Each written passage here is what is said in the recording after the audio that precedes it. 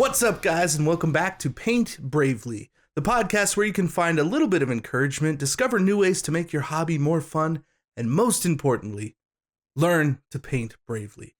Now, we've got some things to talk about this week, some fun stuff that I'm pretty excited about.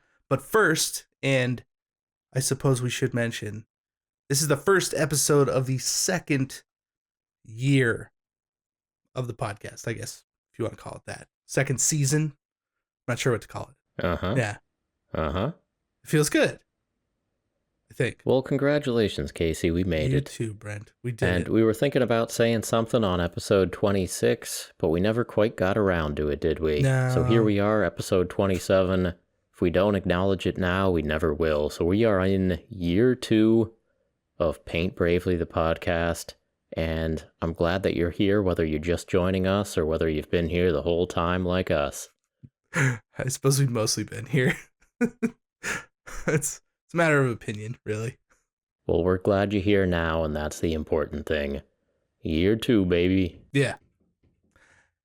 And on that note, what have you been doing the last couple weeks, Brent, since we last talked?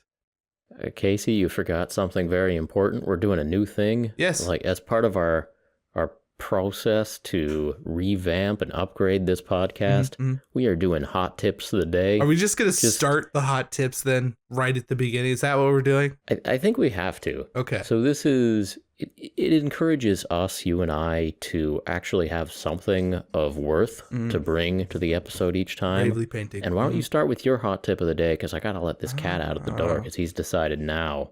It's better that he's going rather than coming. This is a good thing. Sometimes I'm gonna wait. Sometimes, all right. Now, see, Brent doesn't have his headphones on, so I can say whatever I want, but I gotta say it fast. Every time he does this, he thinks that I'm gonna be talking about something important and something or other, but then I gotta come back real quick and talk about paint. So then the bottle of paint doesn't explode. You know what I'm saying, Brent? I mean, you just gotta re-grease the crank. What do you call it? Rethread the bottle? Yeah, the vortexers. Is that what we're talking about? Vortexers. No, I missed All it. right. I'm Anyways, sorry. So my hot tip. I tried to jump in off of like 2 syllables that you said. I know. It's I heard okay. I tried to set you up. The bottle of paint just doesn't close, and I've had that problem before. See, I said explode. So that's where we went wrong. That was my bad. That was my bad. My hot tip of the week is Vallejo plastic putty. Okay. Yeah, you got your bottle. I'm proud of you. That's amazing. I love it when things work out. I've got my bottle of Vallejo plastic putty. Now, the thing is when you're putting together Dark Eldar Warriors, you got that new 5th generation, the 5th edition 40K Dark Eldar Warrior. Yeah. You got your front half of the torso, the back half of the torso. Right. That means down that shoulder seam, there's a big old crack that does not seal right. Absolutely. And if you're trying to seal that up, you pull out your Vallejo plastic putty, and it kind of works, but not really. Yep. But Casey's going to tell you how much he likes this product. So, Casey, take it away. All right. So, Vallejo plastic putty is not for gap filling. Just don't even bother. Okay? And that's not to say that I haven't seen it work. I've seen it work for some people, and they like it a lot, and it fills the gaps. Casey is changing his hot tip of the day on the fly. Am I? He was going to say it was for gap filling, and then I just shut that down. So go ahead, Casey. Tell us what it's for. I see it. I'd love to hear it. I see what you're doing here.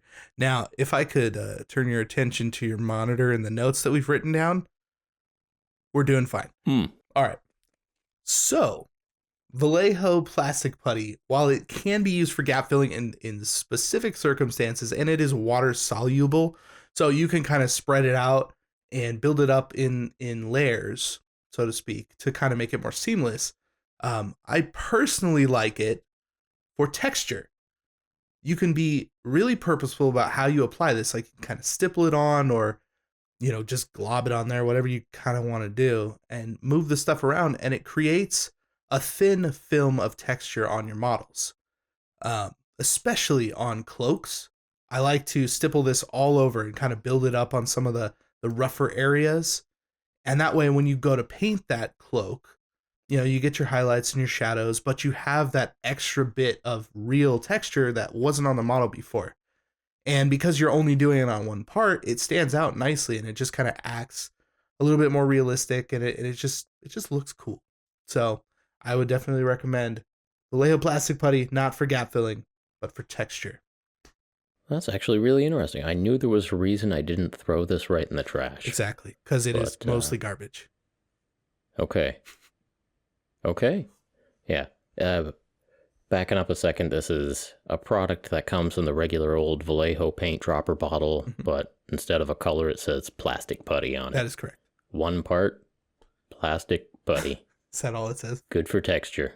Yeah, pretty much. I mean, I don't know what else is in it. Water-based marble dust dries to a hard surface which can be painted, cut, or sculpted.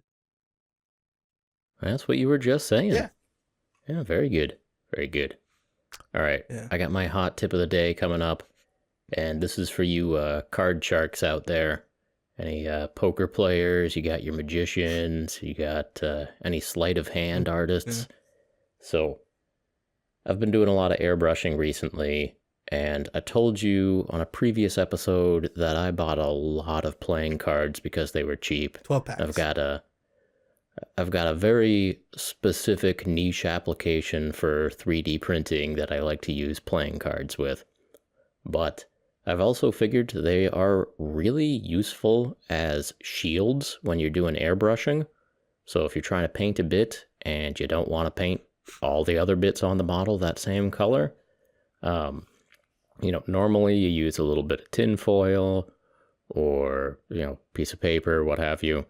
But actually a really conveniently sized and shaped and weighted hobo shield, as they're called, is a playing card. Level. Yeah. I almost said that, too. Yeah. A very next level term. Yeah, exactly. We just used there, hobo shield. It's one of my favorites, actually. Yeah. It is. Yeah. It is. Hey, Kenny, how you doing? Next level painting, folks. Check them out. All right. So the reason I like this is it is just the right size to be very convenient. If you're holding a model, you're holding your airbrush, you're trying to hold a shield of some kind at the same time. I don't know, playing card just works great. It's got a little bit of flex in it. And it is also useful because some folks just have the muscle memory in their hands to be really good at holding cards.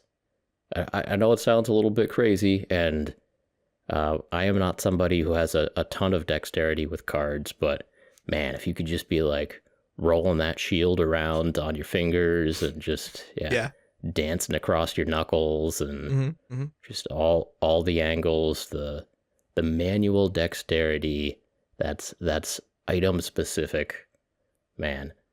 What I'm saying is if you buy like 12 decks of playing cards for $8.43 and you're looking for applications for them, you're looking for justification for having bought that many playing cards, oh, sure, eventually you'll use them for actual games of cards, but... when the power goes out, yeah. There are times. But, I like them as hobo shields too. That's where I was going with that. Yeah, I like it, and you don't feel bad when you rip them up. That's nice, right?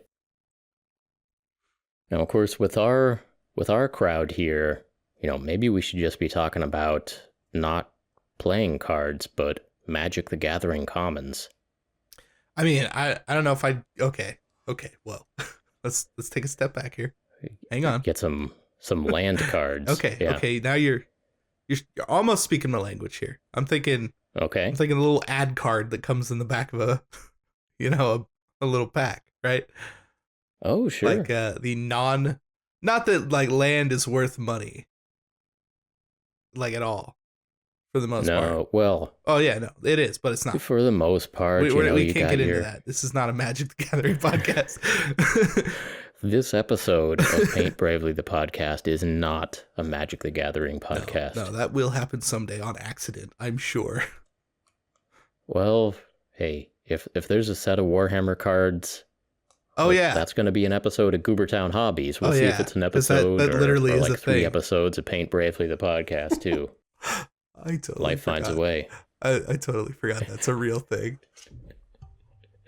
That's a real thing. You didn't dream it. No. But even then, commons, come on, man. Like, those are playable. Don't do that. Oh, they're playable, but you know, in my memories of the days when I used to leave my house, I'm remembering Gen Con, and at Gen Con, one of the events that goes on over the 4-day weekend is building towers of cards. So there's just one segment of one of the lobbies that's just kind of roped off, and it's filled with card towers. People are making houses and skyscrapers out of cards, and the design that most people use involves just putting a crimp right down the center of cheap cards. And so, you know, you'll see your Star Trek customizable card game, you'll see your Pokemon cards, and you'll see a lot of Magic cards. I mean, if you start busting packs, you know, some folks know what they're looking for and they put those aside, and everything else goes, I mean, sometimes into the trash, but sometimes into the pile of special applications. So you're making card towers, you're making, you know, you got your hobo shields for when you're doing some airbrushing. Yeah. Yeah. Okay. I have I like your suggestion. It's cool. It's fine. I would suggest, though, if you do have commons of Magic cards, like, find some kid who doesn't know any different and just unload your commons on that kid. Yeah. Find a child's life to ruin. Yeah, I did that. Yeah. Condemn this child to a lifetime of nerddom and Well, my nephew was he was on the tipping point, and then his friend showed him Magic the Gathering, and then he came to my house for a couple weeks in the summer, and that was it. That was it for him. Yeah, there's points in our life when we come to a crossroads. There's a fork in the road, and you know, if there's a 30-year-old man handing you a 800 stack of Magic the Gathering cards. Yep. There you go. I think I gave him like a couple of like long boxes, single long boxes, you know? The big ones. Yeah. Yeah, what are those, 750 cards? Something like that. It's a lot. Depends on the card stock. Yeah. Long boxes. I was missing that word, but now it's there again. Yeah. Very good. So at times like these, Casey, I like to remember that on the very first episode of the first year of Paint Bravely, the podcast, we talked about a pool table for like 8 minutes. That is correct. So I think we're doing a good job right now. We've only been on like a 4-minute detour into talking about Magic cards and misspent youth, and that's very true. But we're learning. We're gonna keep this moving along. What's next, Casey? What have you been working on? Well, just because you mentioned the pool table, I'm going to bring us back for a second. So the video I put out last week was the finale to that story. And that's how long it took us to get there. That was a good video. Why don't you tell us about it, Casey? So I talked about getting all the Hobby Zone stuff last week. Well, I put it together. I made a video about kind of the level system that we've talked about here on this podcast before of hobby spaces. I put that into a video format, and I showed the entire process of me building the room, the set, all of the stuff. And of course, it started with footage of that pool table being dismantled after I did sell it for the money I was asking. So I'm not going to go any further for that. You have to listen back to the first episode to get that context. I must not have been paying attention to like those 5 seconds of footage. I need to go back now and rewatch that. That's hilarious. It's totally in there. I missed that part. On purpose for all of you guys. The Easter eggs. We appreciate that, because like Casey. Nobody else has any context for that footage other than the people that have been here since the beginning. So I appreciate each and every one of you. Thanks for listening. Thanks for watching. Stay right here for more great content. Yeah. All right. I'm going to be honest. I wrote down 2 quick tips just in case you completely rejected my first quick tip. I think I'm gonna do that sometimes, like Yeah. just in You're case. just trying Like to keep me I on my feel like one toes. of them might be kind of weak. So I used Epoxy sculpt for the first time this week, Okay. and this is I kind of put it in the continuum of epoxy putties meant for sculpting. So on the most expensive side of that continuum, you have the green stuff that you buy from a Games Workshop store. That like $12 half an inch of blue and Yeah, they give yellow you a stuff. stick of a gum, Yeah. put it in a blister pack, and charge. I don't even know what it is, but I'm sure it would make me a little bit angry. I don't even know anymore. I think the Army Painter one, which is presumably cheaper, is still like $9 for like 3 or 4 inches. Yeah. So on the continuum, you've got GW green stuff, then it goes Army Painter green stuff, then it goes knee to tight, which is just you get a roll for the same price, but it's the same stuff. And then once you start to go to slightly different 2-part epoxies, there's Milliput, which is making another big leap in terms of price per quantity of putty that you're getting. And the properties are a little bit different. It's a little bit softer. There's a few varieties. Yeah, they have Milliput. like I think it's just soft or like hard. Yeah, soft and hard, and like maybe a medium. It might just be firm and original or something like that. I'm pretty sure that's what it is. Yeah. Yep. So that comes in, instead of like sticks that are divided, it's like tubes. Comes a couple of little sausages rolled up in a box. And so I've recently found the next step in this progression is epoxy sculpt, which is 2 separate little jars. And again, the price per quantity, you're getting more and more efficient here. And again, the properties in terms of what it feels like in your hand, and if you have a ball and you compress it, does it form cracks or not? It is a little bit different from the others, but for my purposes, I've been making a lot of these bases where I'm just putting a cobblestone base onto a regular old plastic mini base. And for that purposes, it works fine. And for the amount of these bases that I'm going to need to make for this army I'm working on, I'm glad I found a cheaper epoxies. Yeah. I mean, for what you're doing, yeah, I wouldn't go green stuff. That would get expensive. Even the cheap green stuff, like that would definitely get expensive. That'd add up. Yeah. Just out of curiosity, how come you decided not to just 3D print like 20 different versions of the same base? You know what I mean? Yeah. So this is actually a pretty good topic of conversation. I don't like 3D printed bases. Right. So there's a couple of reasons for this. One, I really like to put a magnet under my base. Okay. And so yeah, I could see that. The bases from GW and some other companies are kind of hollow underneath. They're a piece of polystyrene, but it's all supported on the lip of the base, and then actually underneath is hollow, and so I can glue a magnet under there. But also I just like the material of that polystyrene, black polystyrene plastic. It is nice to work with. Yeah. It's durable. It, you can, depending on when you're putting things together, you might be able to just plastic cement the actual model down to the base, which is not what I'm doing on this army, but I just mostly I like how durable they are.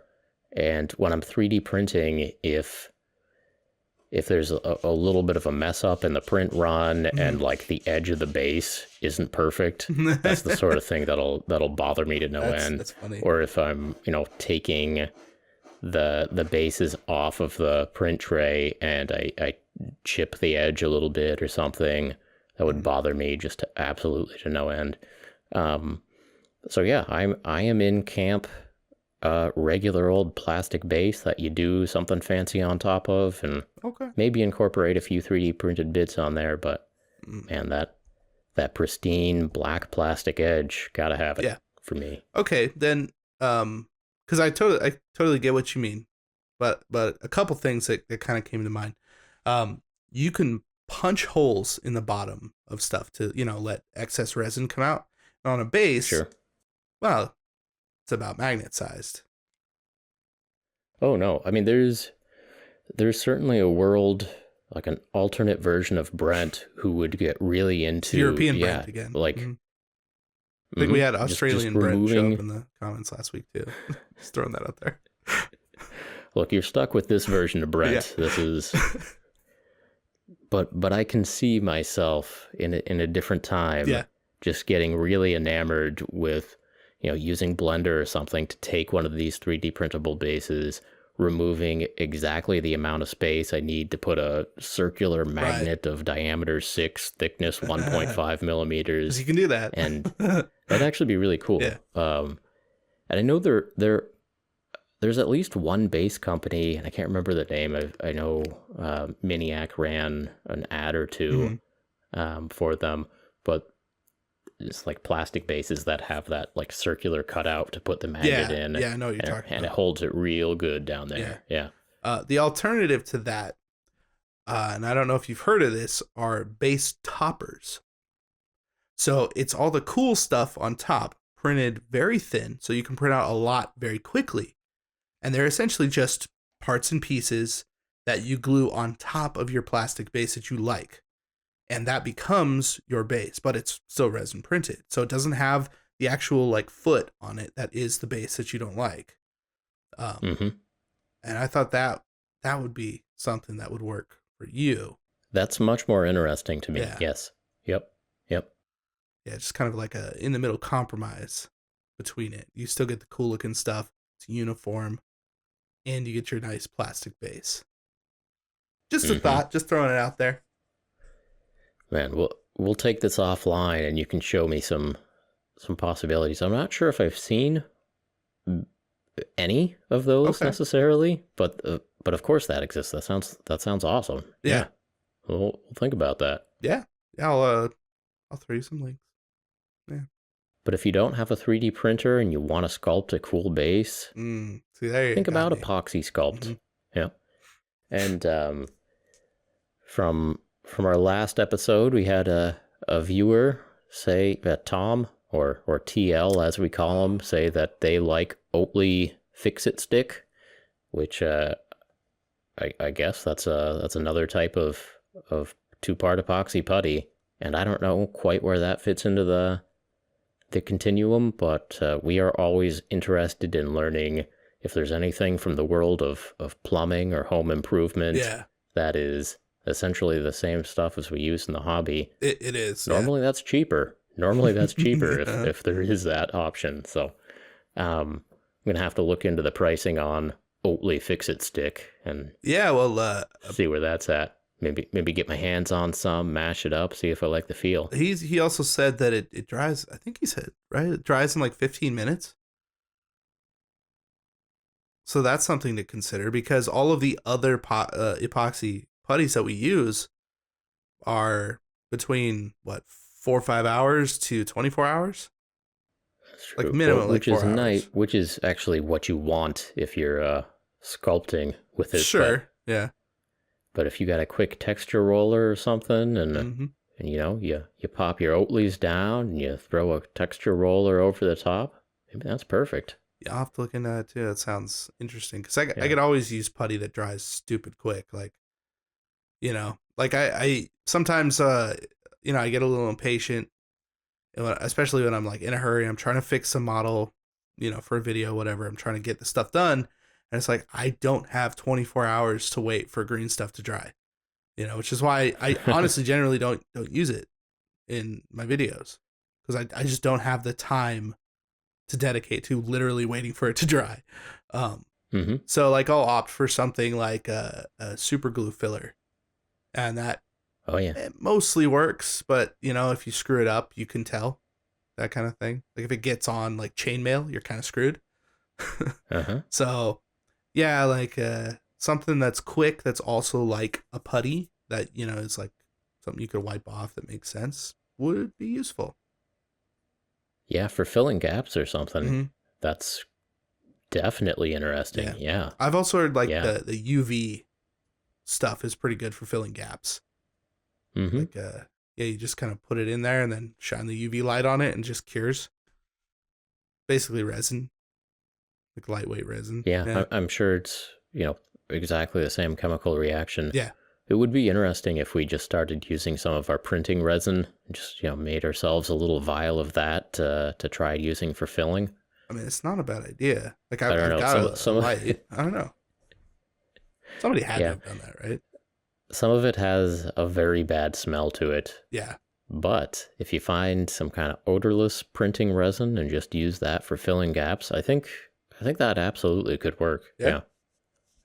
We'll put that on the list of things to do. But I like as always, let us know if any of this has given you a good idea, because I actually learn a lot of stuff from random comments of check this product out or whatever. Yeah. Who knows? You could be next week's tip of the week. Hey.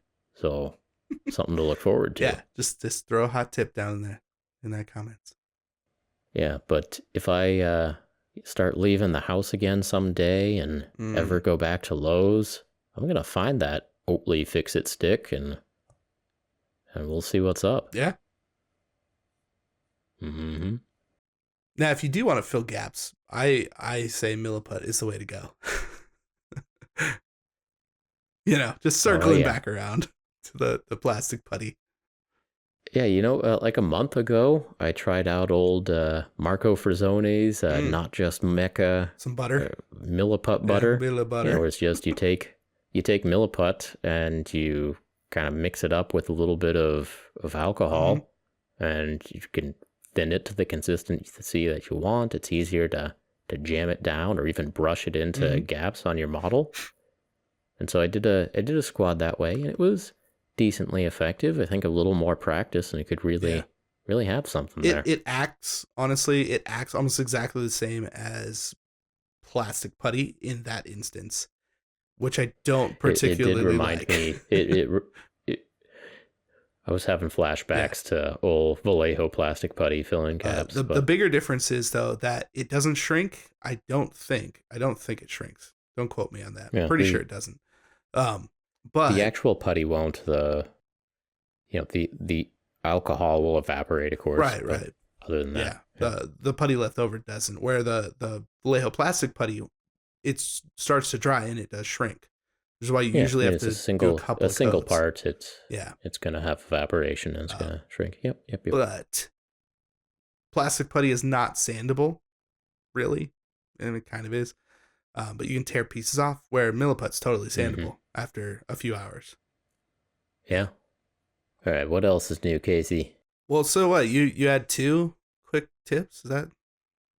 Well, I had like 2 half quick tips. Like my quick tips are playing cards. There's lots of stuff you can do with them, and epoxy sculpt is good.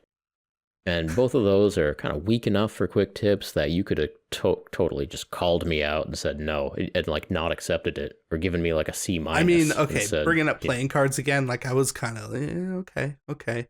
But then, Hobo Shield, it's like, okay, but that also makes sense, and they're terrible. Or, terrible, not terrible. You know what I'm saying? Right. Yeah, like, it's fine. I mean, I was like, what's on my desk? Plastic putty. So, I don't know. Yeah, I don't know. I just feel a pattern coming on here. Like, I'm being left out of the loop on these quick tips. Sorry. I know you had a busy day and weren't able to prepare for this. Yeah, it's been a long important day. Milestone of Paint Bravely, the podcast. It's true. I meant to prepare, and I didn't. Unfortunately, I've been up in the mountains I'm trying to carry the weight here, Casey. I know. You're doing a good job. We have a shocking, truly shocking number of listeners listening to this right now. So I mean, somebody's got to be tossing out the quick tips. Yeah. Quick tip number 4. Hops number 9. Gun oil for your airbrush. It's amazing. Lube it all up. Ooh. Okay, so we can talk a little bit about airbrushing for sure. Yeah. I know you wanted to. So yeah, why don't you tell us about oiling your airbrush? Because that is something I have never done. Really? And I'm starting to wonder when that becomes necessary. Well, I mean, there's a few reasons you want to do it, right? There's a lot of metal on metal contact. So, and it's supposed to slide smooth. And the gun oil. I mean, is it the actual needle that you're oiling? Like which bits? Yes. Is it even possible to describe without a detailed diagram? Or? I mean, think about an airbrush, and then how that blow up diagram looks. Oil all that, okay, on the inside. So take it all apart, lay it out flat, take a can of WD-40 and just squirt everything. Yeah, don't do that. Don't do that. That would be bad. What if you don't have gun oil, Casey? Well, considering that, like Vallejo, or not Vallejo, but Iwata actually sells oil for their airbrushes, and it is essentially gun oil. Gun oil is just much cheaper than buying Iwata brand airbrush gun oil, right? Like a small bottle of Hops number 9 lubricating oil on Amazon is like $5. And I've had my bottle, which is, it's getting down there. It's like half. I've had that for like 2-3 years.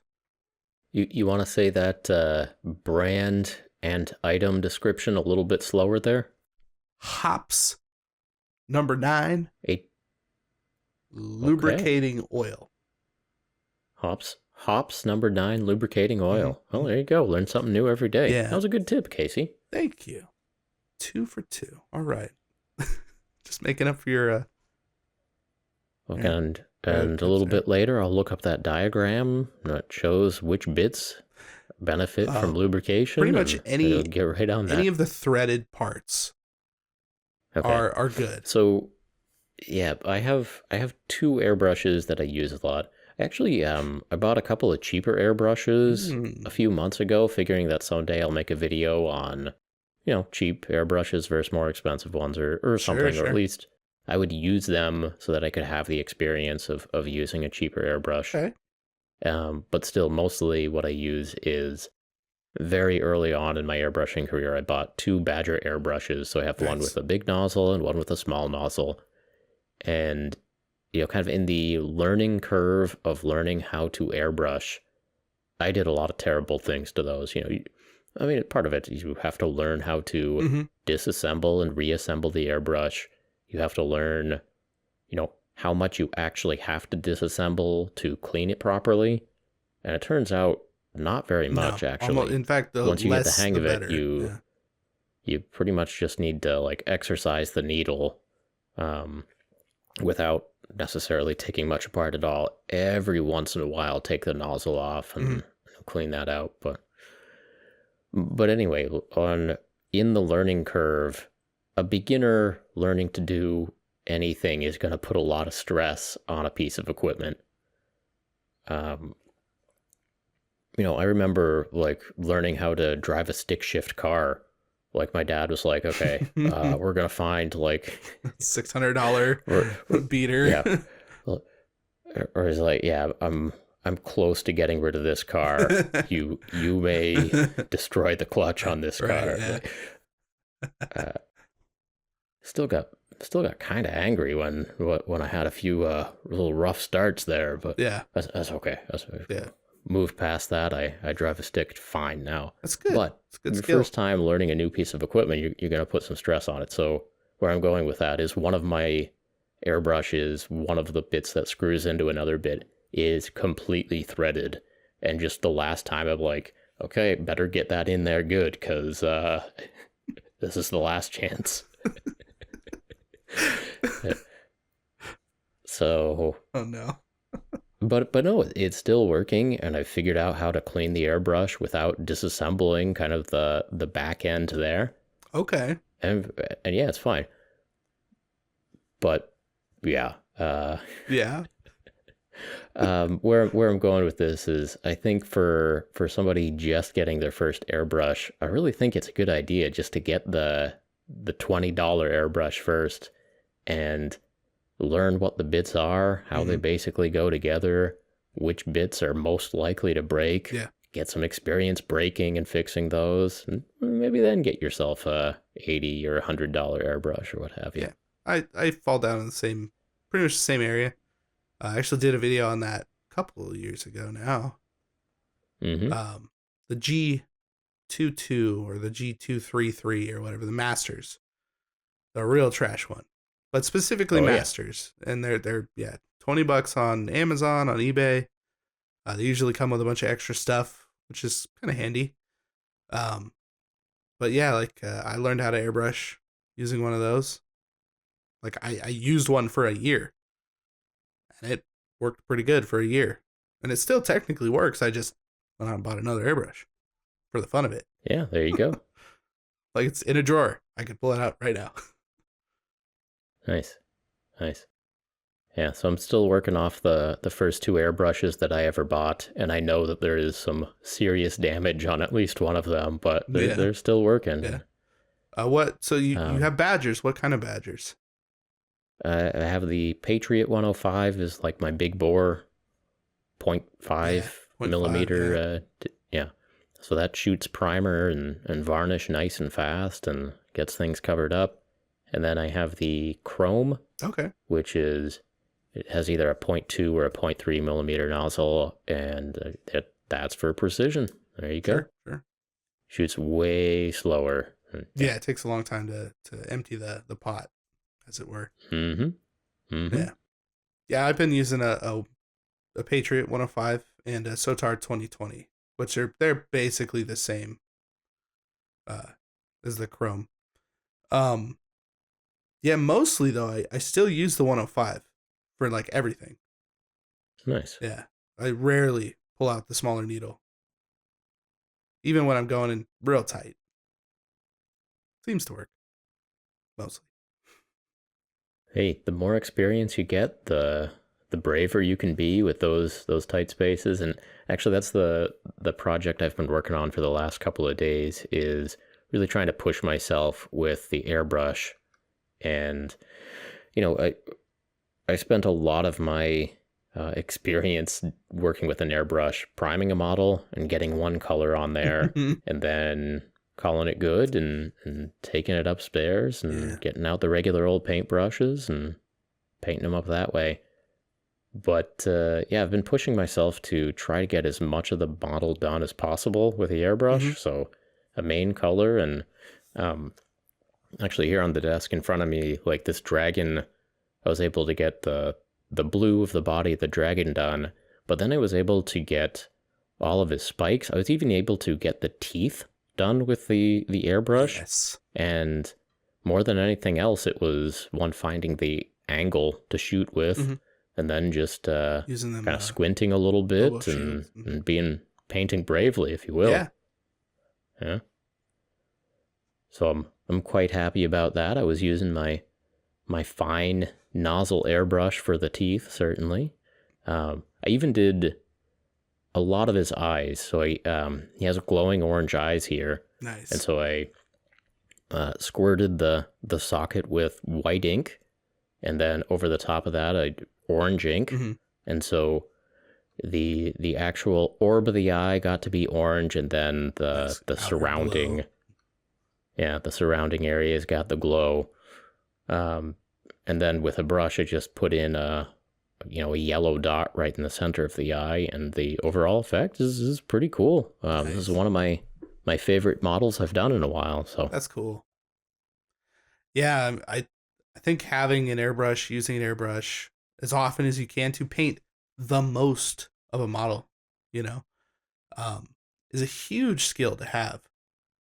It's, I don't know, it does something to the way that you look at models. When I pick up a model, I'm thinking, well, how much of this can I airbrush? What percentage can I airbrush? And really pushing yourself in that lane, I think is something that's just going to benefit you for a long time. Because if you want to then go after a whole army, if you're practicing on small stuff, it's like, oh, I painted all these orcs with an airbrush, right? It's like, I want their skin tone to look a certain way. I want to highlight that one muscle group with a lighter green or some skin tone or whatever, flesh tone, tan. You just find yourself coming into situations where you feel a lot better about doing that. And just looks a lot better. You can get a lot more done a lot quicker. Yeah. Yeah. So we mentioned, of course, Kenny earlier on the episode, Next Level Painting, but him and honestly you, and then there's another channel that I don't think they post anymore, but Buy Painted. Oh man. There's, yeah. I used to binge, and I still occasionally go back and watch those videos. The Buy Painted videos. So good. Yeah, it's, the airbrush is a tool, and once you start to realize that, hey, I have the option of doing that green bicep with this tool, or one of my other tools, like having that option there, good to have. Yeah. Yeah, and I mean, it's always an option, right? Like, you can always use a paintbrush because that's what they're made for. Yeah.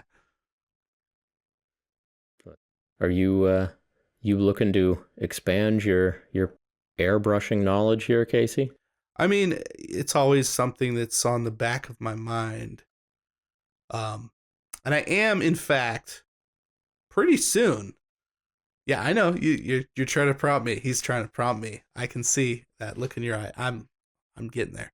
I'm actually taking an airbrush class from. There he goes. Yeah, thanks a lot. You made it. So I was like we've been doing this for a while. Tell us about your airbrushing class, Casey. I got this. I'm taking a CK Studios airbrush class with Caleb Wissenbeck. And that's very, very soon. Actually, a lot sooner than I realized. It's actually in when this podcast comes out, it will have been yesterday. So soon. Oh, yeah. Yeah, I didn't actually realize that. And I meant to ask editor Matt if he wanted to also go to this class, because I saw it and I signed up immediately, and then it's like next week. So, hey, editor Matt, if you want to go, you should say something in this podcast. Anyways, so that's happening. I'm actually pretty excited about that because it's a continuation of the class that both Matt and I took in Vegas in 2019 when, conventions were still happening right before COVID hit. So, that's I'm looking forward to that. And actually something kind of awesome. I'm taking the class with one of my patrons. Very cool. Yeah. So I thought that was pretty awesome, and I'm excited to do that. Super random. Just happens to live in the same area. Hey, there's so many people I want to meet in real life, and someday that'll happen again. Right? Speaking of real life, too, I played my first game of 40K in 20 years the other day. Really? Yeah. And it was so good. Well, what army were you using? Orcs. Because that's sense. Really all I actually have, as far as an army goes. That's all you have? That's not in a box? Okay. I mean, I have 3,500 points, or more than that now that I have the warlord thing for the Eldar. But those are old. Okay. I painted those 20 years ago. I'm not gonna bust those out. Although I have been buying more army specific stuff for Eldar, because I want to try and kind of build something new, that fits. But yeah, I bust out the orcs, and I think I won. Maybe. We were just we weren't playing any specific missions or doing any objectives. We were just both trying to relearn how to play this game. Okay. So it was mostly just pushing dudes around on a table. But some fun stuff happened. Got to pop up on a table edge with my def coptas and blast from behind, and my warlord came in and was just wrecking people left and right. It was awesome. Yeah. In the end, it was one def copta, one kill-a-can left, and he had a half a squad of Necron warriors left. So seems good. Felt good. It was fun. I had a lot of fun. Yeah, I set up a ping pong table in my garage and had everything laid out. It was perfect. It's exactly how I wanted it. That sounds awesome. I'm jealous. Yeah. Yeah, well, maybe someday we'll get to play a game. It'll be a thing. Yeah. Wow, that'll be a whole episode all on its own, and we'll have a new round of inside jokes and That's true. things to complain about, and Mm-hmm. yeah, Mm-hmm. real good. Well, I haven't been playing any games, but I have been watching more movies on the topic of D&D groups. I've been excited for this. What you got? Okay, so last episode of Paint Bravely, the podcast, I kind of threw out the challenge for listeners to let me know what other movies are out there dealing with the topic of D&D groups. I find it a fascinating genre. I think some great movie will be made someday, but there are already a surprising number of decent movies out there. Not necessarily, not good, but there's like entertaining at least. Mm-hmm. And so one of the random movies that I had watched on Amazon Prime is The Gamer's Darkness Rising, and it was a 2008 movie. And what some of our fine listeners pointed out is that that's actually part of like a long-running series. The people who made Darkness Rising also made a movie in 2002 and another one in 2015, and they have some web series going on. And so I just went down a rabbit hole, and I have not even come close to fully exploring that, Warren. But wow, it actually was a lot of fun to see. Starting out in 2002, it's clearly, it seems to be a group of college friends, and like this first movie, which is like 50 minutes long, was shot half just in a dorm, in like a college dorm, and that's where they're playing their game of D&D. And then, as their story is going along, they keep switching back and forth to like the woods, basically, where they're doing some LARPing. But the bits where they're doing the LARPing and are acting out their characters is actually like pretty funny, and the quality of those segments is significantly higher than the in-person, gamers playing a game segment. So it was kind of fun. And the other thing I'm really liking about this series is just seeing this group of friends over a period of like 15 years. Right, yeah. Continuing to make movies and episodes and whatever else in this genre. So like you watch the gamers okay. So this group, or the YouTube channel at least, is Zombie Orpheus Entertainment, and they've made several movies that start with the prefix the gamers : something. But yeah, you watch the 2002 movie, and then you go and watch the 2008 and the 2015, and you recognize like several of the actors over this pretty long time span, and they're getting older, and the video production quality is getting better. Right. But they still are clearly loving games and loving this like silly little project that they're doing. And yeah, last episode of Paint Bravely, I was talking about like, man, I'm watching these movies and they're not very good. I mean, they're kind of interesting, but in this particular vein, it's actually really endearing to see these same people continuing to chip away at this. And like I said then, like there's cringy moments, but there's also like, oh yeah, this is pretty funny. Like this is a nice little moment here. Like, wow, they actually put a lot of effort into this set for this castle. That's wow. Right. Like, where the budget went in certain parts. Oh yeah. That's good though. That's good. I mean, I always like to see that. It's like having a band that you like, and you like listen to their first album. You're like, oh, that was cool. Yeah, I like that. And it's like, oh, they've been around for 20 years. They got like 5 albums. You go through that and you just hear that progression all the way through. It's definitely it's cool. It's a really good that. analogy. Yeah. Yeah, there you go. Yeah, I'll have to take a look at that because I've heard of the other one that you talked about, the gamers one. Whatever that one for, I don't know. I already forgot. The one from last Darkness week. Rising? Yeah, that one. I've heard of that, but I haven't watched any of them yet. And now, like, I'm way more interested now, specifically because it is the same people, same production company, whatever, friends making movies together over a pretty long period of time. So that's pretty awesome.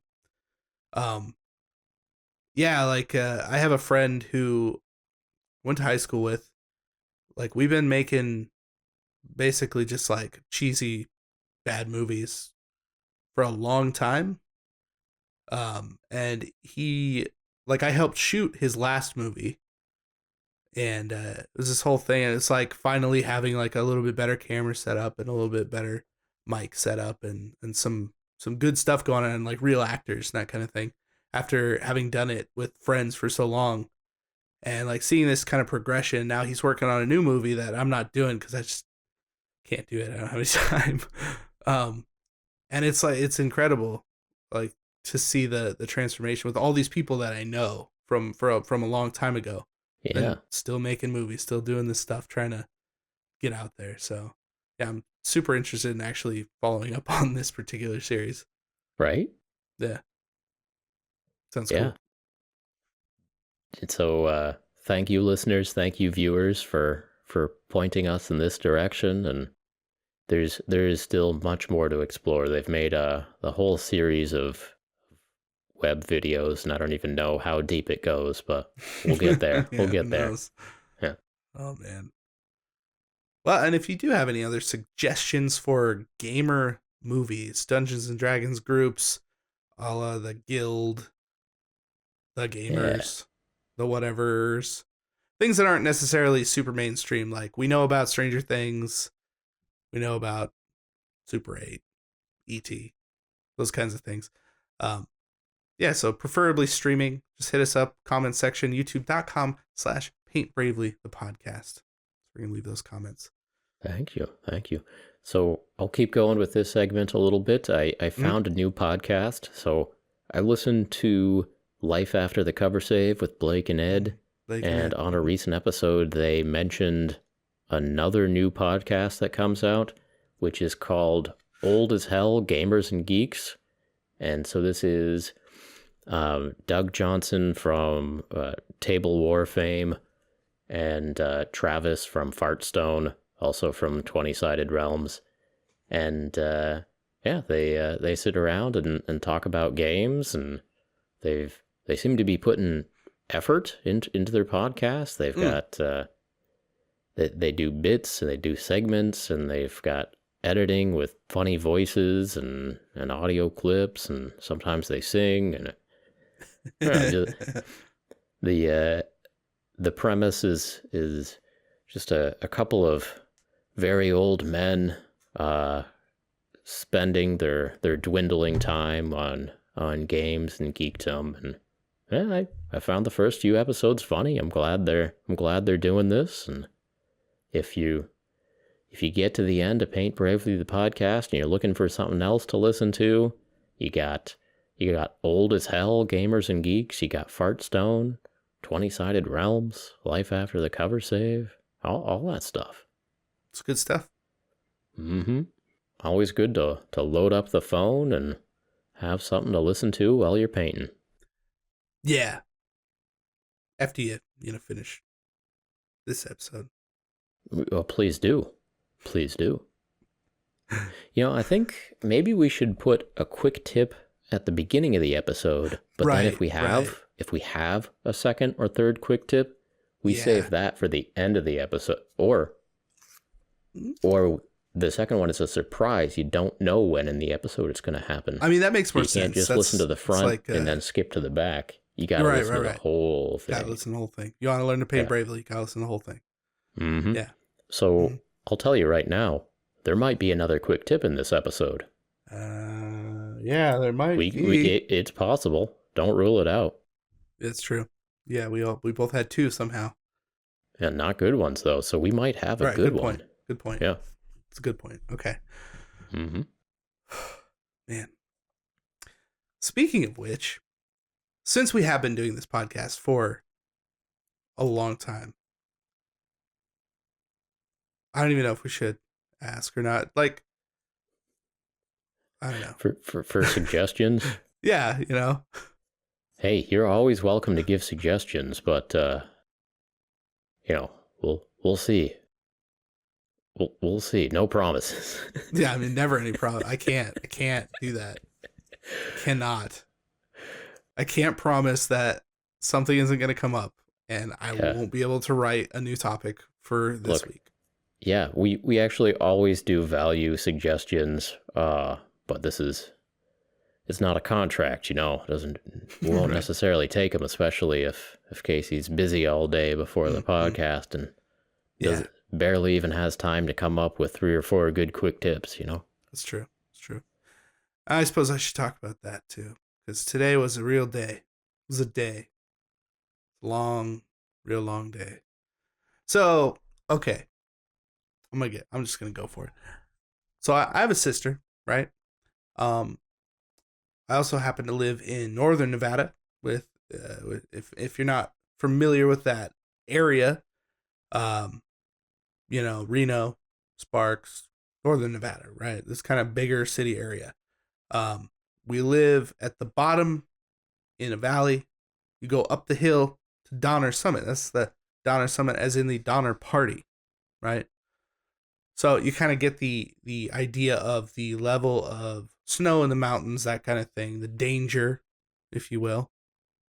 Don't want to eat people, you know. So going back to, I have a sister. She decided it would be a real good idea yesterday, as we're recording this, to take a vehicle into a very dangerous area with a lot of snow, thinking that she'd be fine. It'd be great. We could do this whole thing. She'd take her friend. Turns out that's a real bad idea. And she got stuck. Like, real bad stuck. And like, there were some other people out there with some off-road type vehicles that were suited that like helped her get unstuck, but she just kept getting stuck because it's super deep snow, right? Well, she finally got super stuck. Nobody was around. She called my dad. My dad took his truck out, and yeah, he got her unstuck once, and then they continued to get stuck continuously. To make a what could be a very long story shorter, if you will, ended up that they had to call search and rescue, which luckily there was service, which is why it didn't end up becoming the Donner Party in any way. But I spent all day today. They're fine, by the way. I should probably mention that they're fine. Like, really. If you're watching, you can see me like laughing along a little bit, and I know that they're fine. Casey he knows told the end me of the story. beforehand. Yeah, it's fine. I'm not just like a really sick man. Right. Donner Party. Does your sister listen to the podcast, by the way? I hope that's she something does. else we should get out of the way here soon. Yeah. I don't know if she does or not, but proceed. If she does, like, I'm gonna tell it to her face. Either way, I did not have a good day. Yeah. So like, today is the day after. She still had to go to work, which kind of bumps me out a little bit, because then I have to go with my dad, and we basically like take another truck up there to kind of assess the situation. Turns out it's really worse than it was, you know, than it was yesterday, I should say. So we called the specialty tow service that like, we parked at the foot of the hill where it's like a trailhead. And these are all like Forest Service roads, real terrible, which is why this is just a bad idea in general. But he took us in like a 4-wheel drive, big truck, right? With winches all over it, and chains on. It's like, it was pretty gnarly.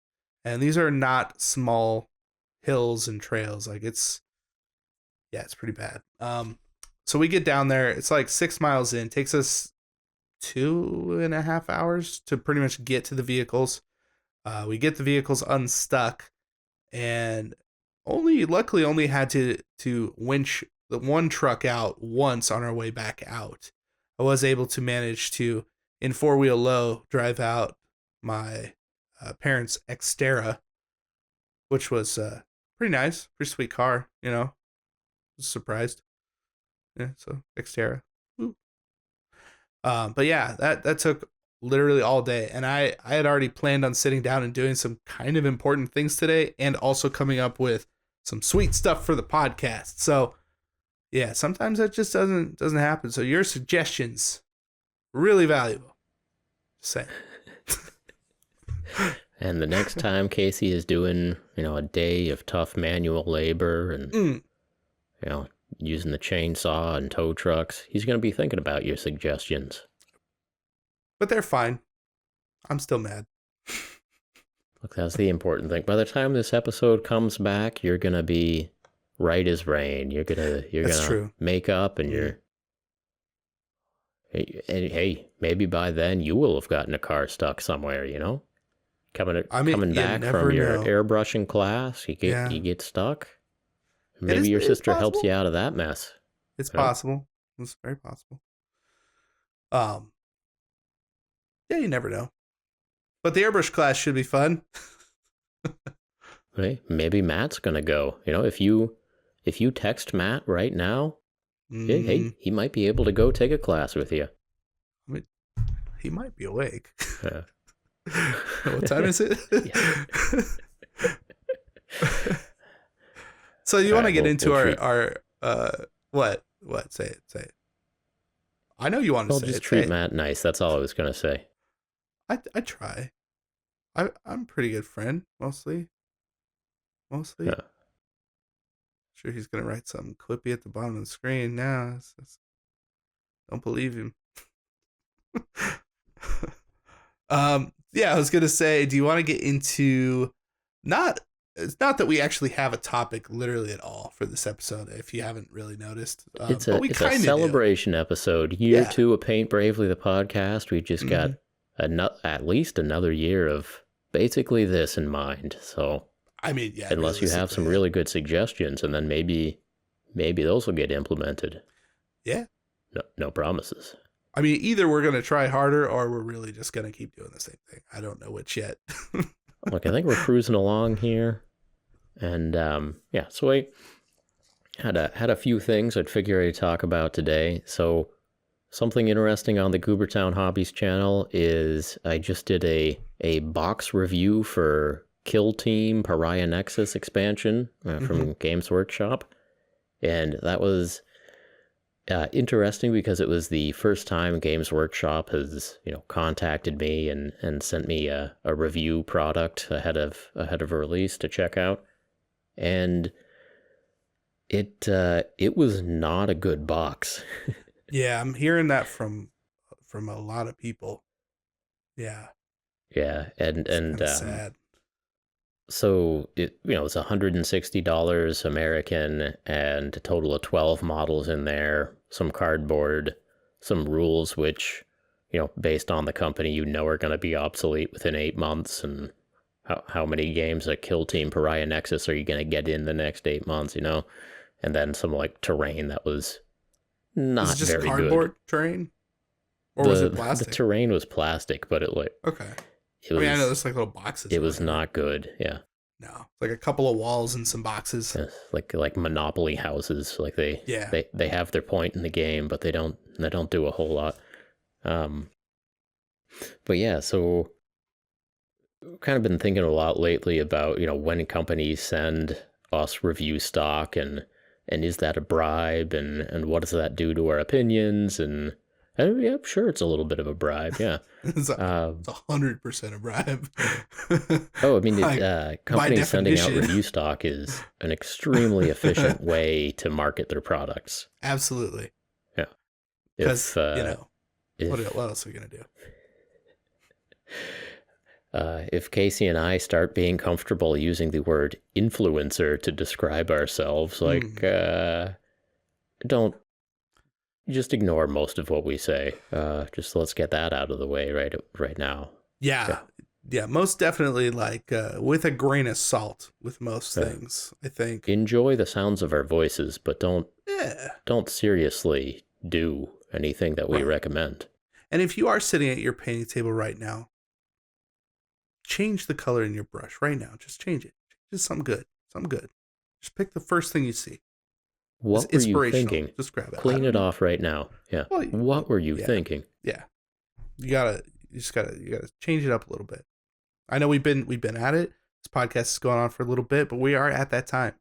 You do need to change it up. Yeah.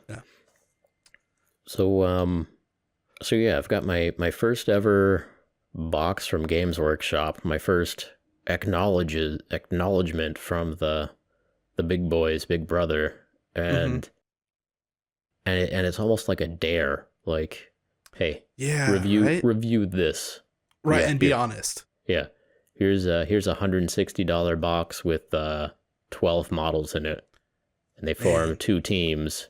Which, I mean, I don't know the rules, but apparently the 2 teams are like horrendously mismatched. Like it's a bad box in like multiple ways. I wonder what happened then. That's super interesting. Well, it's their way of releasing a couple of new units and having it behind like a paywall to get it. You know, it's Necrons and Space Marines, which is the same as all of the other 9th edition starter boxes, basically. True. And so it's some new units for those forces, and for the Space Marines especially. Yeah, you want those 5 heavy intercessors, don't you? Though. I mean, yeah, I do. But it's a rough box, like, and so they did send it out to a smattering of different influencers. You know, I know Uncle Adam gave it a do not recommend. A harsh, I don't know if Guerrilla Games got one in advance. I have to assume they did. They must have. They did some battle reports already, but I don't know if you put up a review. I think they got it before I did. I got it. I mean, because like a few hours before it went up for pre-sale. Yeah. Okay. Yeah.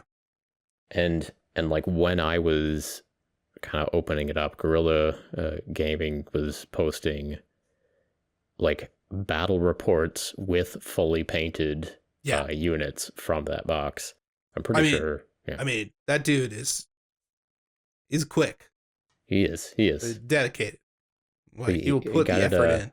Probably still got it a couple of days before me, but I think I got my box around the same time that old Uncle Adam did. All right then. But yeah, so I played it off like, I mean, there's no obligation to actually make a review video. Right. That's the tact I've taken with every company that contacts me is, it is useful for me to see products. Part of what I laughingly call my job is to be aware of what's going on, what's out there, what different companies are up to, and having something to look at helps me. And if it is something that I think would make a good video, then we'll see. But so it's very much okay, I'm willing to give you my address, and I'll take a look, and no promises. And so certainly an option is get a package from Games Workshop. Cannot say too much nice about this.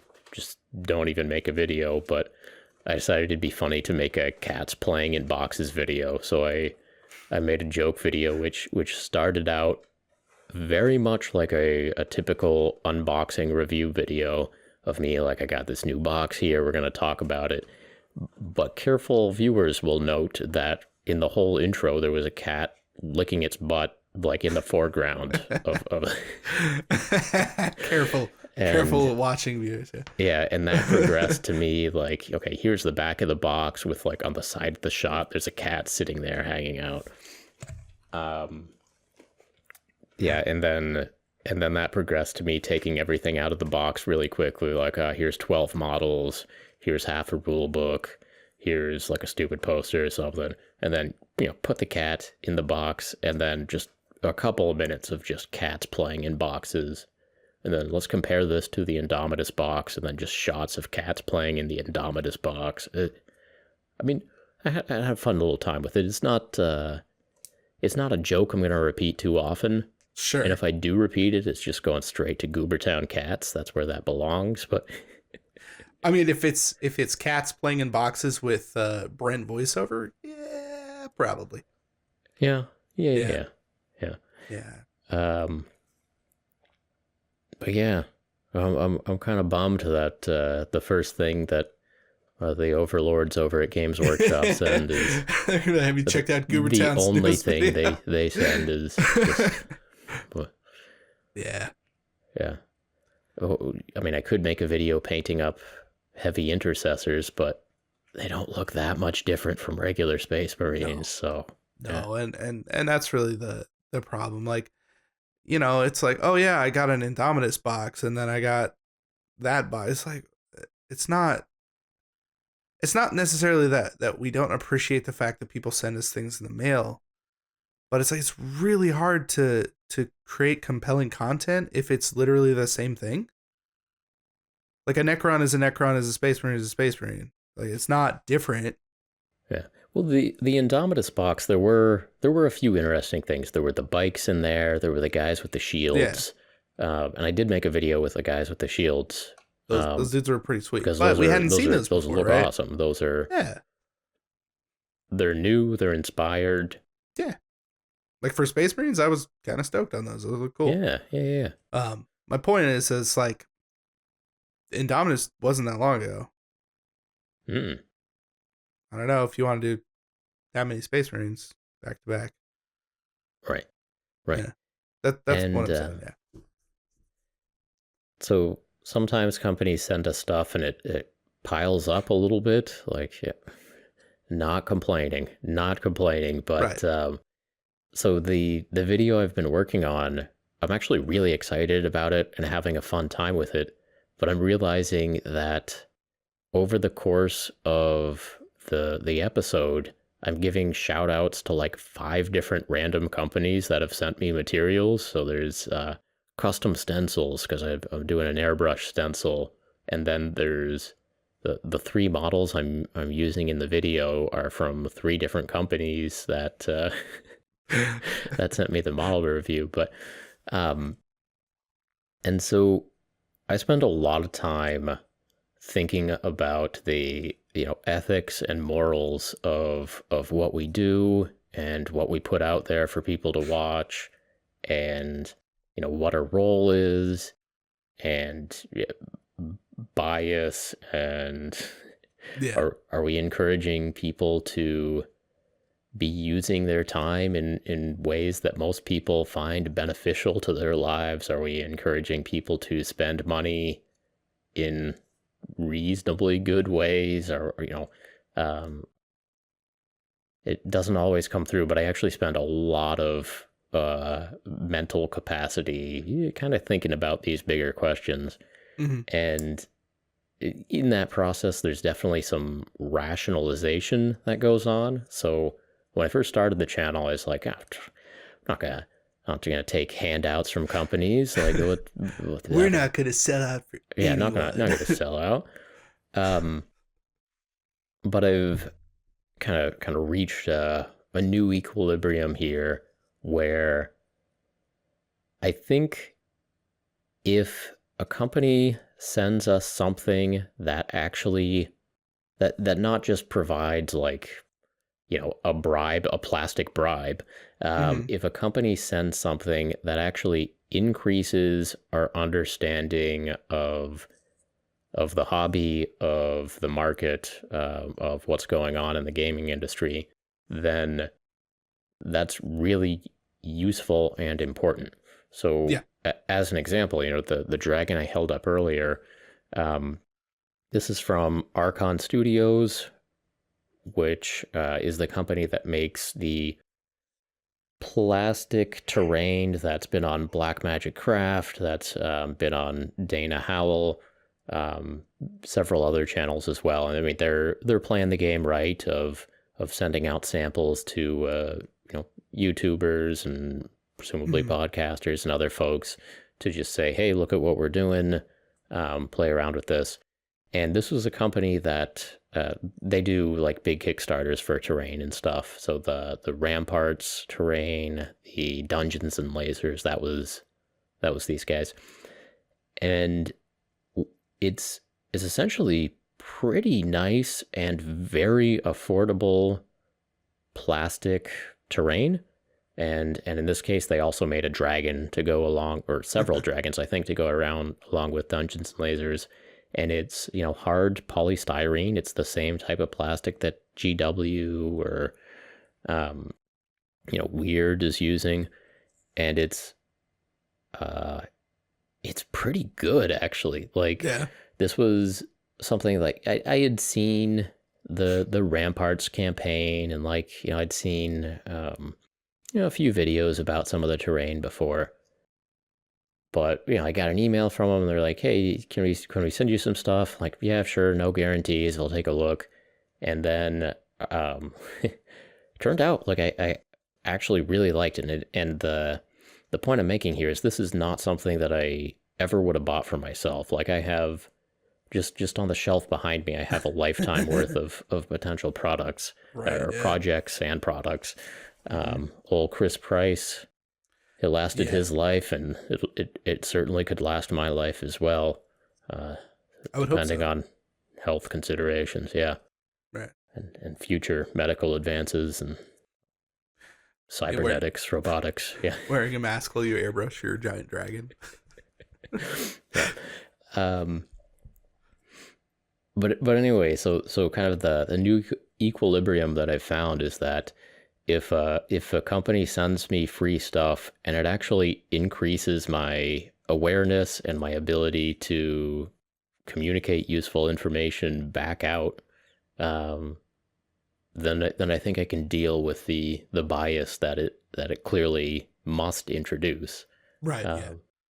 But anyway, again, I absolutely never would have bought this dragon, but I had a blast painting him up yesterday and the day before, and he's one of my favorite models that I've done in a while. It looks sweet, dude. Yeah. Like, even on the webcam that we use, like, it looks sweet. Like, it does. Yeah. I can see the nice transitions, like, especially the membrane between the wings, or on the wings, like, looks sweet. Yeah. Looks sweet. Of course, we're always getting in contact with 3D printing and various sculptors. That's anyone who watches YouTube knows that that's like the most common paid advertisement on YouTube channels is for 3D printing. Right now they're hitting hard on that. Yeah. And Danny has made a set of dragons before. There are plenty of big beasts and stuff out there, but it's kind of nice to have one in plastic, actually. I've dropped this several times over the last day, and it didn't break once. That was awesome. That's nice. I mean, the fact that they're making stuff out of the same type of plastic as GW, I've always wondered, like, why aren't more companies just doing the same thing? Like, why aren't they hiring? Yeah. Well, sure. Yeah, I'm sure that's something to take into consideration. And like 3D printing and modeling and all that stuff is a whole thing, and it makes sense. But being able to have your stuff in a range like that, like, I guess Conquest is probably the only thing I can think of that's relatively new. It's been like that, or maybe like Kings of War when they kind of revamped it. But like, you just don't see it very often, and I think that there is a place in the market for somebody to come in with like some big IP and compete, but who knows? I'd love to see it. Yeah. I'd love to see it. But yeah, this video that I'm working on, I'm airbrushing 3 models and I'm having a great time, but I'm realizing that I'm giving like shout outs to, I think, 5 different companies who sent me free stuff. Like, yeah. And for all of them, it is useful information for me to have. It's at this point I gain no benefit from 3D printers showing up at my door, but it is useful to be able to do at least a little bit of comparing and contrasting. Even if the overall message is that these 3D printers are all pretty similar. They are made in maybe the same or adjacent factories. Right. With the same Parts. Yeah. No, it's something I think about. And I know, as of like a year ago, all the YouTube channels suddenly like, hey, I got this printer and let's see what it can do. And of course, that's all driven by reasonably smart people saying that the best way to advertise our product is just to send out review stock and get it into as many hands of YouTubers and such as possible. Well, I mean, I remember specifically Boulder Creek Railroad, Luke Towan. Mm-hmm. It was years before anybody else. Years, like at least two years, had a resin printer. And he printed out like some little HO scale dudes, a little truck, like a cow, and he painted them, and he's like, puts them into, his scenery setup, and it was just like, holy crap. Like, the game has completely changed. And that was like a couple of years ago.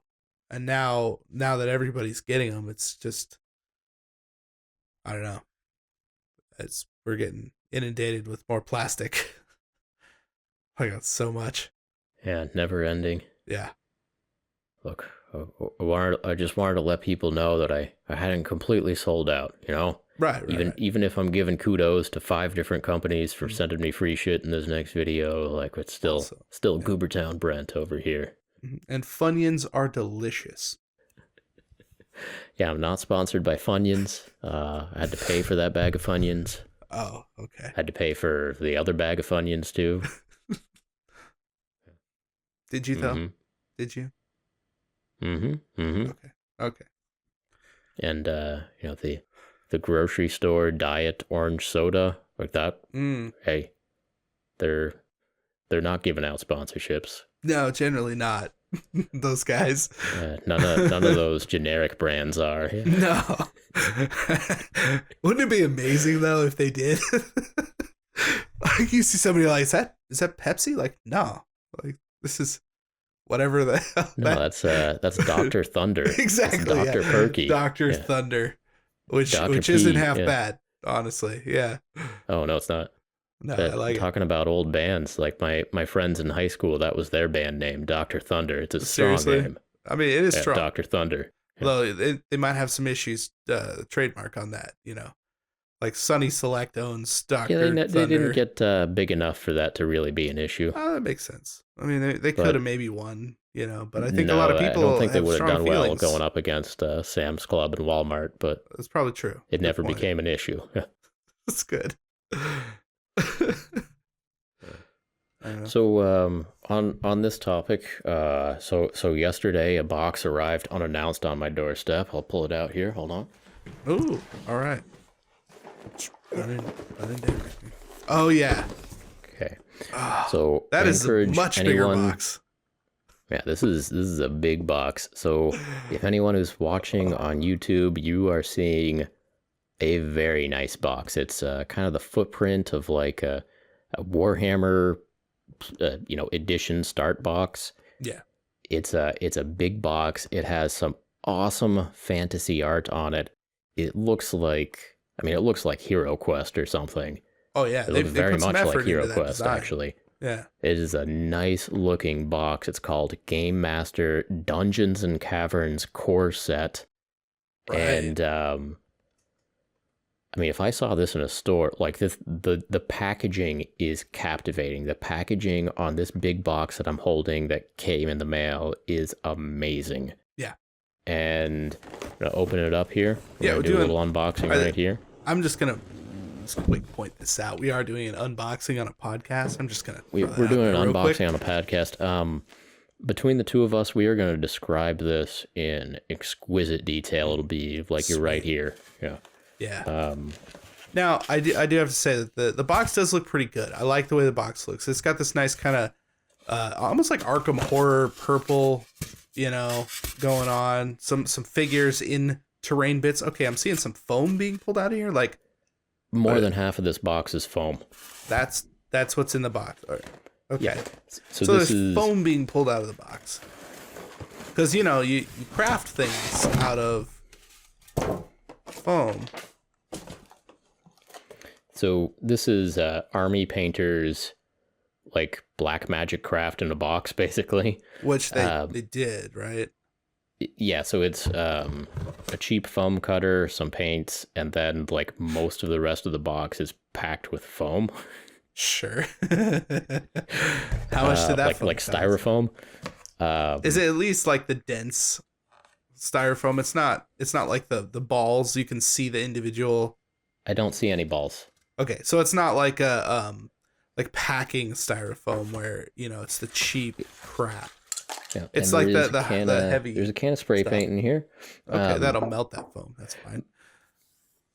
So I haven't looked this up. I think this box is priced at around $100. Whoa. I mean, the packaging looks amazing, and the does. box is heavy, and like I can see this flying off the shelves. Okay. But I can also see like getting home and open it up and like, oh, more than half of this box is just a stack of styrofoam. I mean, if I was little Susie buying me a Game Master box down at the local hobby shop or Hobby Lobby, probably, I can't imagine I'd be too happy opening a box like that. So there's a little bit of like sand, there's some other basing materials in here. So there's a couple of different types of primer, what I assume is Mod Podge, like Army Painter Mod Podge. Right. And there's a foam cutter, there's a utility knife, there's a ruler, there's just like 3 pieces of plastic terrain. Like tiny pieces of plastic terrain, and there's 3 paintbrushes. I don't know. I'm not going to make a video about this box, but I just thought it was really interesting. Like the packaging is so good. It looks like Hero Quest or Warhammer Quest or something. And then you open it up and it's just all styrofoam. I just thought the dichotomy there was pretty interesting, fascinating, really. I mean, okay. Then I suppose the question is then like who is this box for? Because if you are the kind of person who wants to DM your games and also build terrain, I feel like you would have hit a point before purchasing $100 box where you are watching some black magic craft. You know, that you're getting these materials from things that you probably have around the house or that you can get easily. Like you can get packing foam and other kinds of good foam from most boxes that you have in your house. Timeout. Timeout, he says. Right when I'm on a roll. Yeah, okay. So who is this box for? Yeah, I mean, my point was basically that if you're the kind of person who wants to build this stuff and put this stuff together, you're probably already doing it with things around the house. Like, what is this box offering above and beyond the things that you probably already have access to? And especially for the price. Like, what are you not getting that this box is providing? Well, I think you certainly could buy all of the components separately pretty easy, probably for cheaper. But I think it's the everything all in one place, everything you need to get started. The rainy day activity set sort of thing. Okay, see that. And this is one of those things where I wouldn't have bought it. At this point, I don't think I can recommend it, but it actually might get me into trying to do some of the terrain stuff that Jeremy does on Blackmagic Craft. Man. Like, since I have it, I might actually give it a shot. I'm noticing here that despite this being packed with foam, it is all, I think, 1/2 inch foam. Like, it's all the same thickness. There's none of the, like, it's all thicker than regular, like, poster board foam or something like that. Yeah. But yeah, I might actually give this a try. This might be what it takes to get me to experiment a little bit with terrain building or something. But sure.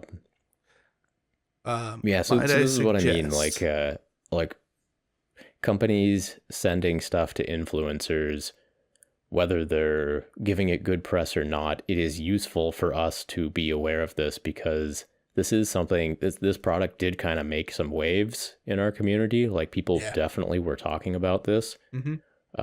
And at a lot of the conversations were, isn't that just like a starter kit of what all the, terrain channels kind of tell you to buy anyway? And I mean, they're, trying to monetize on that.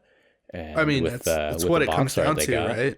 Is there companies with the startup or the capital to invest in a space that they know exists, to put out a product that does fill that very specific need, right? There's a lot of people watching terrain channels, and they don't necessarily know where to start, even if they're being given those instructions. It's like, okay, well, I don't know. This kit could be sold by a channel, right? Packaged, put together, shipped, delivered. Here's my kit. But like, a lot of channels don't have the kind of money to just throw down on something like that and go all in. So these companies are, I don't want to say taking advantage, but I think they're picking up on an opportunity to jump in. And that's really what's going on.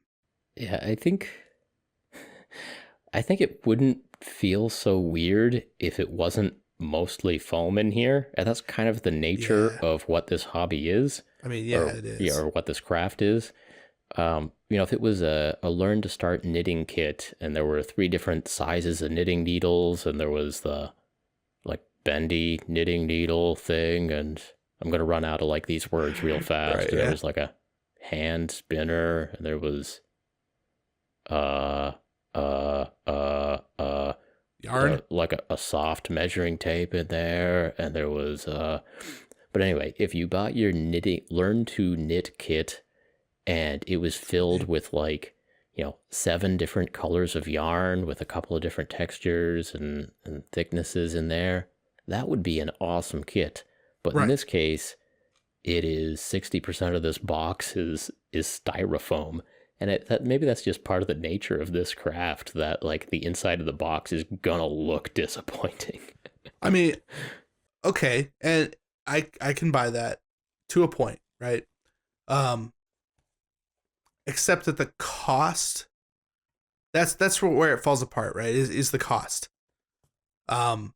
If you're paying $100 for 90% foam, then it's a feel bad kind of thing, right? Because like, I can go to a home store, like a Home Depot or a Lowe's, and I can buy like a 3x3 sheet of pink insulation foam for $5. For $5, and that's 10 times more foam than that kit gives you for $100. In fact, for $25, I can buy an 8x4 sheet of it, and I can have foam for my whole life to build all the projects. Man, you should do unboxing videos, Casey. I think just rip them a new one. Yeah. Oh yeah, you'd have a blast. Well, personally, if I were going to do an unboxing of something like that, I would probably want to go through piece by piece and be like, this is $2. This is the government bought this hammer for $150.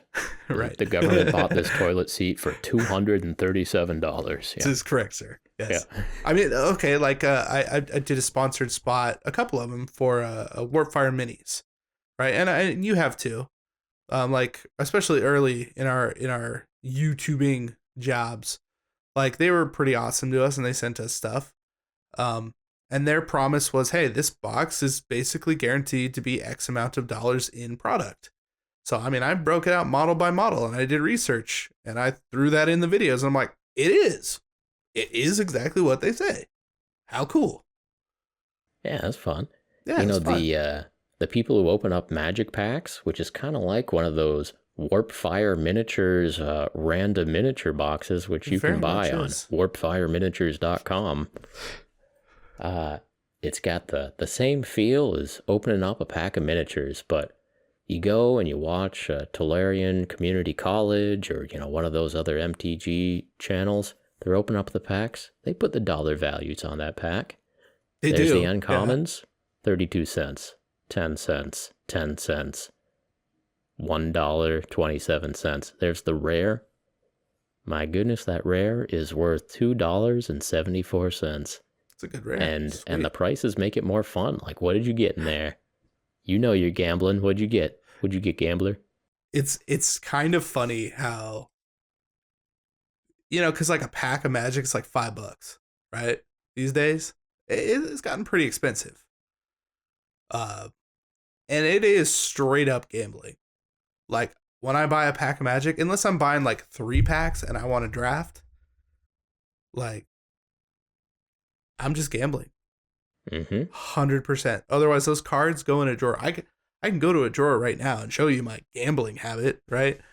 Like, just pull it out and be like, yeah, I don't know what I got out of this. Like, I haven't used any of these cards, literally, ever. Couldn't tell you what any of them are. Oh, I got a $60 rare, though. Sold it on eBay. Like, That's a good memory. Oh, man, I got a lot of those memories. I did a lot of buying and selling Magic, man. I got a lot. Yeah. Yeah, I was in the Magic game for a while. Before the miniatures game. Yeah. It'll come back around. It will, actually, ironically. Or coincidentally, I suppose. The person I played Warhammer with is good friends with Tolarian Community College. Yeah. Used to live same town. Good friends for a long time, apparently. The professor. Yes. So it's just like random, weird, like, degrees of separation. Just weird.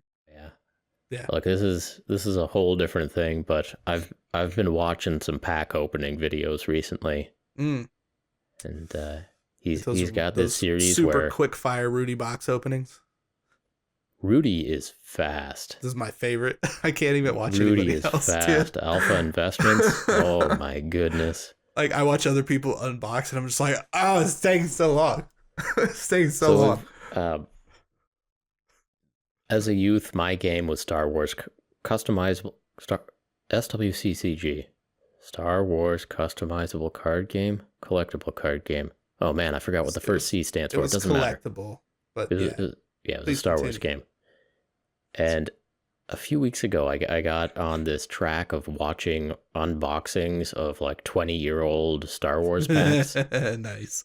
And this one guy I was watching, he takes every care in the world to preserve the wrapper because, somebody's going to want this wrapper. Nobody wants that wrapper. Nobody wants the wrapper. But anyway, it slows down the pack opening videos by 10 times. Yeah, it's just like, shoot me now. You got to be really careful here.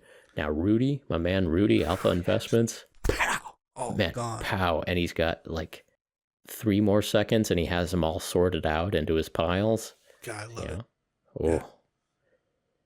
See, those quick hits of gambling. It is. And every time it's like that little bit of endorphin kick, right? Yeah. Like he's going to pull there it is. All right, next one. Do it again. Do it again. Do it again. Look, depending on what this Warhammer Magic the Gathering crossover looks like, if there is a decent randomized element, if there's like if there is an excuse to start cracking packs of Magic cards and call it a video, hey, heads up, fair warning, you knew what you were getting into. You knew what this was going to be. Yeah. I mean, I'm honestly like, okay, let me lay this out there. Like, would it be so inappropriate if an entire episode of Paint Bravely was just us opening packs of Warhammer Magic cards and reading out what they did? Like, you'd paint to that, right? You'd sit there and paint to that. I mean, I suppose it's very select cross-section Venn diagram of people. Might alienate 90% of everyone, but 10% would be so happy. Well, that's why, the professor does it so well, is because he edits his videos so that like the dollar value of the card pops up. I like that a lot, yeah. And so, I mean, you have to really be into Magic to know the value of a lot of those cards. Yeah. Like, yeah, you were watching that video without the overlay, you'd be like, oh, that card looks kind of cool. That one looks kind of cool. And you might be completely off about whether or not that was the high dollar value card. Yeah. I do appreciate that. Be completely the off. dollar amount on there. Yeah. So that's the only thing we got to be careful of is if we're opening packs and we're just like, oh, that's kind of cool. That's kind of cool. Oh, that one's definitely from Warhammer. Oh yeah. Like I feel like we could ruin it just by our ignorance. That's a good point. Okay. Yeah. I'm with you. Our real-time ignorance. You kind of have to have a layer of Matt making it interesting. And maybe Matt could just pop in every once in a while and that was not a good card. They should not be excited right now. What is this magic thing they are talking about? I'm not having any part of that. Like, I ain't already here. Like, what are you talking about? Yeah, there is that gambling aspect that, man, if I can find the right excuse to just start opening a few packs of Magic, it'll happen. You can't give yourself that excuse. That's what it comes down to. Now this may be a story for another time, but did I ever tell you the story about when I participated in a medical study about gambling? The only time I've been this involved in a medical study, they paid me because they would have to, and it involved shooting me up with something, sticking me in an MRI, and showing me a gambling game while showing me pictures of burn victims, pornography, and Disney World. And I'm not sure how that study went, but it was an interesting one. It was about gambling. About gambling. It's like real top flight researchers there in Boston. Oh, it was in Boston. I've got plenty of stories. I'm full of stories. You mentioned gambling, that's all. Right. And on that note, you think this just appears here fully formed? Like, no, there's a history here. Weird stuff happened. I mean, I've never participated in a medical study. Oh, you never know what you're gonna get. It can get weird. I feel like that's honestly reserved for East Coast towns like Boston, where there's so many colleges. They're just like, this is for college, this is for study, and they can just get away with that stuff, you know? Yeah, and actually, who knows? On the T, there are very frequently posters for like, would you like to take part in this kind of study? Want to earn some more money? Okay, I've seen a few of those. Do you want to help with this kind of research? In Reno, though, you don't respond to those kind of papers. It's a bad idea. I didn't need the money, but I wanted the money. Oh, you always gotta want the money. But see, that's how they got you. They shot you up with saline, and they're like, just the fact that you showed up, you were willing to gamble. That's the kind of crap that people. Yeah, you want $50? He's here, isn't he? He doesn't know what we're shooting him up with. They were gambling. It's like trading places with that dollar. They were just handing the dollar back and forth. Like, they can make it happen. Ah, memories. Well, on that note, we good? Are we outroing? I was going to do that, yes. I was going to do that. Pull it together, Casey, unless you thought of something else to talk about the time that... I mean, you just said you never took part in a medical study. I mean, yeah, I've never taken part in a medical study. I haven't. I don't know. Tell a story about four-wheeling or something and how that relates to gambling, or save it for next time. For next time. I thought the whole off-road thing, that was the thing we talked about. Anyways, on this horribly disappointing ending to a podcast, thank you again for joining us on another episode of Paint Bravely. If you enjoyed this episode, please help us out by leaving us a review on iTunes, subscribing to the YouTube channel, and sharing this message with your hobby friends. And as always, we appreciate each and every one of you for listening, and we will talk to you next time. We appreciate you, and we're hoping you're having a great day.